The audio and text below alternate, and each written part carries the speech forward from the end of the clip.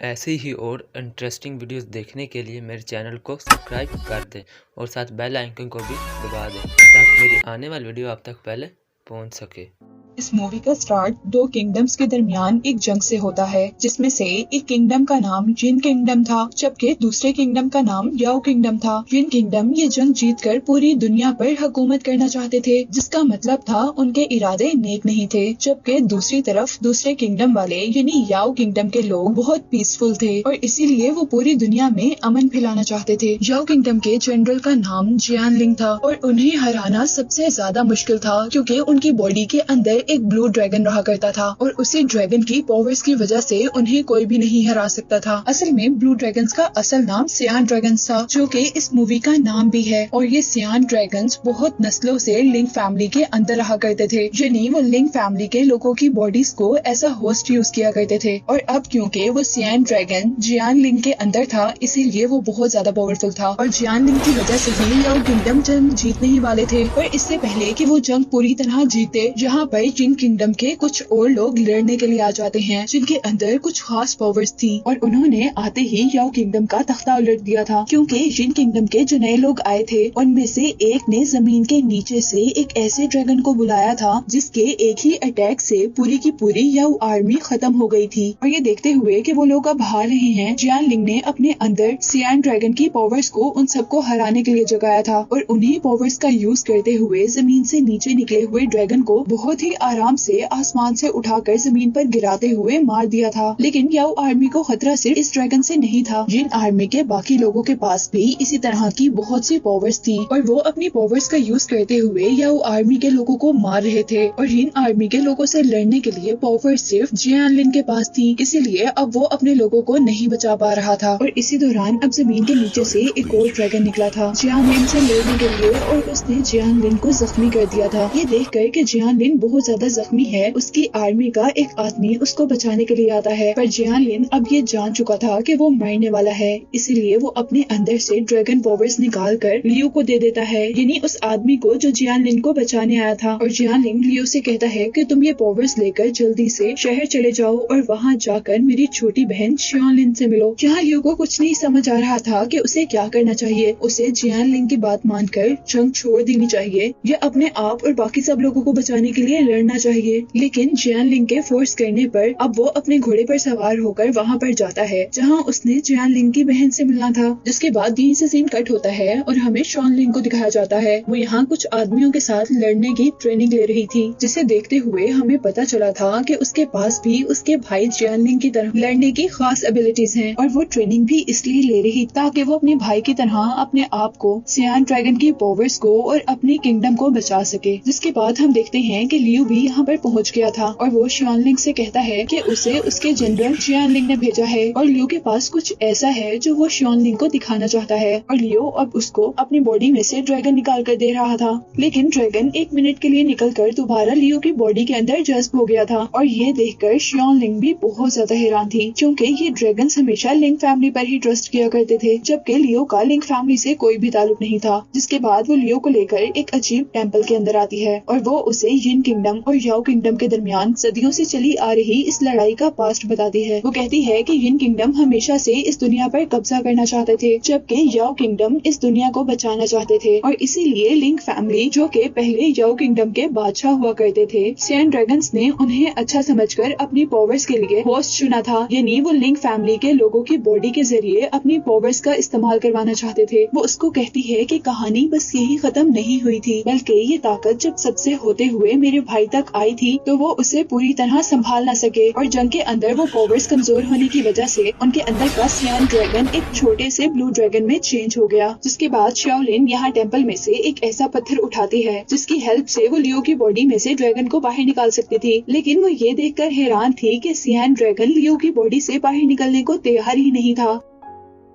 और ये देखकर शाओलिन बहुत ज्यादा हैरान थी, क्योंकि जैसा मैंने आपको पहले बताया कि ये ड्रैगन्स लिंग फैमिली के अलावा किसी पर भी ट्रस्ट नहीं किया करते थे और वो एक लॉन्ग टाइम से लिंग फैमिली के लोगों के अंदर ही रह रहे थे। तो अब इस ड्रैगन ने लिंग फैमिली के मेंबर को छोड़कर किसी और को अपना होस्ट चुन लिया था। जिसके बाद ये सब देखते हुए शाओलिन लियू को अपने घर रुकने का कहती है, जिसके बाद सीन कट होता है और हमें दोबारा शाओलिन को जॉन किंगडम के किंग के पास दिखाया जाता है, जहाँ उसे पता चलता है कि उसका भाई मर चुका है और उसके मरने के बाद ड्रैगन भी अब गायब हो चुका था। जबकि दूसरी तरफ अब हमें लियू को दिखाया जा रहा था, जो कि शाओलिन के घर के अंदर अपनी बॉडी के अंदर से उस ड्रैगन को बाहर निकालता है और वो दोनों यानी ड्रैगन और आपस में एक दूसरे से बात करने की कोशिश करते हैं। पर लियू ड्रैगन की काफी सारी बातें समझ ही नहीं पाता और सीन्स दोबारा शाओलिन पर शिफ्ट होते हैं और यहाँ किंग अब सब लोगों से मशवरा मांग रहे थे कि उन्हें इस जंग को खत्म करने के लिए क्या करना चाहिए। और अब यहाँ पर जियानलिंग उन सबको बताती है कि बेशक मेरे भाई मर चुके हैं, लेकिन हमारे पास से ड्रैगन गायब नहीं हुआ, यानी हमारी पावर्स अभी खत्म नहीं हुई हैं। वो सबको बताती है कि ड्रैगन ने अपना न्यू होस्ट चूज कर लिया था, जो कि उसी जंग में याओ किंगडम के लिए लड़ रहा था। लेकिन अब उसकी बात सुनकर सभी लोग हंसने लग गए थे, क्योंकि उनका ख्याल था कि सियान ड्रैगन की सारी पावर्स सिर्फ लिंग फैमिली के लोग ही हैंडल कर सकते हैं अपनी फाइटिंग स्किल्स की हेल्प से। उन लोगों का ख्याल था कि अगर उस ड्रैगन ने एक आम इंसान को चुन लिया है अपने होस्ट के तौर पर, तो वो इंसान उस ड्रैगन की पावर्स को खत्म कर सकता है, क्योंकि उससे सियान ड्रैगन की पावर्स कंट्रोल ही नहीं होंगी और वो चीजों को गड़बड़ कर देगा। इससे हर एक को खतरा होगा। इन सब की बातों के दरमियान में जियानलिंग दोबारा बोलती है। वो किंग से कहती है कि हमें जैन किंगडम के खिलाफ जंग को लड़ते रहना चाहिए, क्योंकि अभी भी हमारे पास ड्रैगन की पावर्स हैं। और यहाँ पर किंग ने भी सबकी बातों को इग्नोर कर दिया था और शाओलिन को बैटलफील्ड पर जाने का हुक्म दिया था। जिसके बाद शाओलिन अपने घर पर वापस आकर वो लियू को बताती है कि हम लोग दोबारा बॉर्डर पर लड़ने जा रहे हैं। और यहाँ लियू शाओलिन से रिक्वेस्ट करता है कि प्लीज उसे कुछ ऐसी ट्रिक्स और स्किल्स सिखा दी जाएं जिससे वो ड्रैगन की पावर्स कंट्रोल कर सके। और इस बात के बाद हम लोग उनको बॉर्डर तक का सफर तय करते हुए देख रहे थे, जहाँ रास्ते में शाओलिन ने लियू को उसके कहने के अकॉर्डिंग ट्रेनिंग भी दी थी। जिसके बाद हम देखते हैं कि उन्होंने रास्ते में एक खाली घर के अंदर एक रात रहने का फैसला किया था और यहाँ पर भी लियू ने आराम करने के बजाय अपनी ट्रेनिंग को स्टार्ट रखा था। और यहाँ जब लियू और शाओलिन दोनों आराम कर रहे थे तो आधी रात के वक्त यहाँ पर येन किंगडम के कुछ पावरफुल सोल्जर्स ने उन पर अटैक कर दिया था, जो कि असल में यहाँ पर लियू के अंदर से ड्रैगन्स की पावर को छीनने के लिए आए थे। सभी लोग उनसे लड़ने के लिए खड़े हो जाते हैं। शाओलिन उन लोगों को अंदर जाने से रोकती है, पर एक आदमी किसी न किसी तरह लियू तक पहुँच जाता है और वो अपनी सारी पावर्स का यूज करते हुए लियू के अंदर से ड्रैगन को निकालने की कोशिश कर रहा था। और क्योंकि लियू को ड्रैगन की पावर्स को कंट्रोल करना नहीं आता था, इसीलिए वो बिल्कुल बेबस था और उसके अंदर से ड्रैगन्स की पावर्स को निकाला जा रहा था। पर इससे पहले कि ड्रैगन की पावर्स पूरी तरह उसकी बॉडी से बाहर निकल जाती, यहाँ पर शाओलिन का एक साथी आकर अपनी जान को कुर्बान करते हुए लियू को और ड्रैगन की पावर्स को बचा लेता है। और इसके रिजल्ट में अब शाओलिन ये छोटी सी जंग जीत गई थी, लेकिन इस जंग के अंदर उसके सभी सोल्जर्स मारे गए थे और वो भी अब शदीद जख्मी थी। और अब हम देखते हैं कि काफी देर बाद लियू को होश आया था, जहाँ वो अपने इर्द गिर्द मरे हुए सोल्जर्स को देखकर शॉक में आ गया था। और अब ये बात सुनकर लियू का सारा हौसला टूट चुका था कि इन सारे सोल्जर्स की मौत लियू को बचाते हुए हुई थी। अब लियू शाओलिन से दोबारा वापस अपने घर चलने को कहता है, क्योंकि उसे लग रहा था कि वो सियान ड्रैगन की पावर्स को लूज कर देगा, जिसके रिजल्ट में वो येन किंगडम से नहीं लड़ पाएंगे और उनका किंगडम हार जाएगा।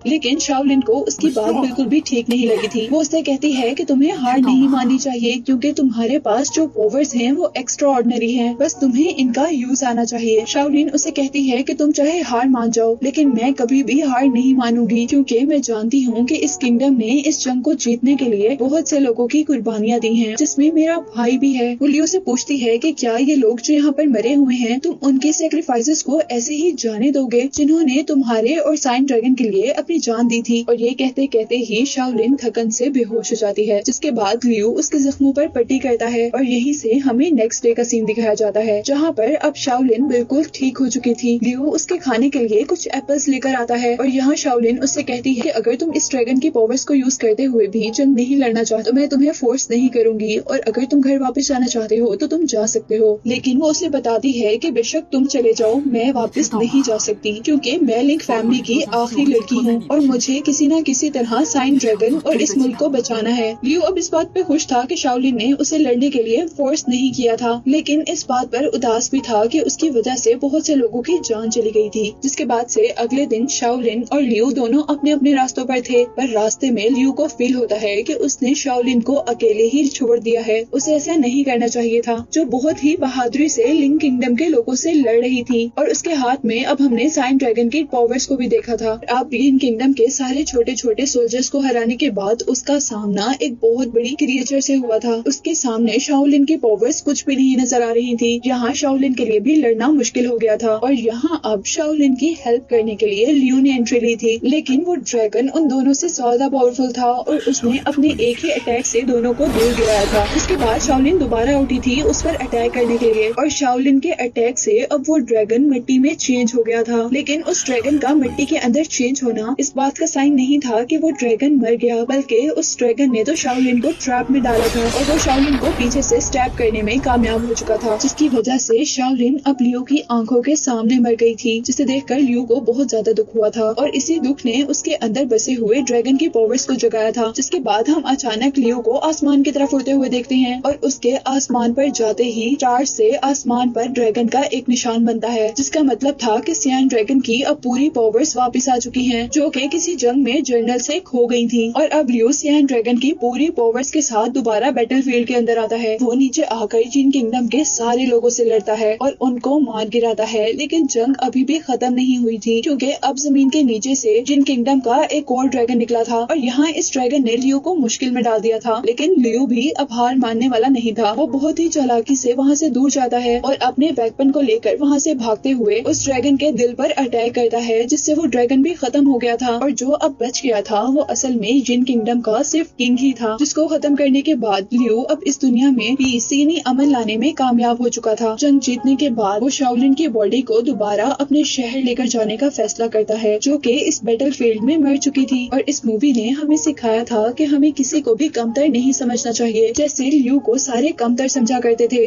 और उनको लगता था कि सियान ड्रैगन की पावर्स तो लिंक फैमिली के अलावा कोई भी कंट्रोल नहीं कर सकता, क्योंकि लिंक फैमिली सबसे ज्यादा पावरफुल है और सबसे ज्यादा रिस्पेक्टफुल भी। इस मूवी और लियो के कैरेक्टर ने हमें बताया था कि पावरफुल और कामयाब इंसान वो होता है जो कि अपनी एबिलिटीज को इस्तेमाल कर सबके लिए लड़ता है, जिस तरह लियो ने यहाँ सब लोगों से लड़कर इस किंगडम को बचा लिया था। और इसी के साथ ही एक्सप्लेनेशन एंड हो जाती है।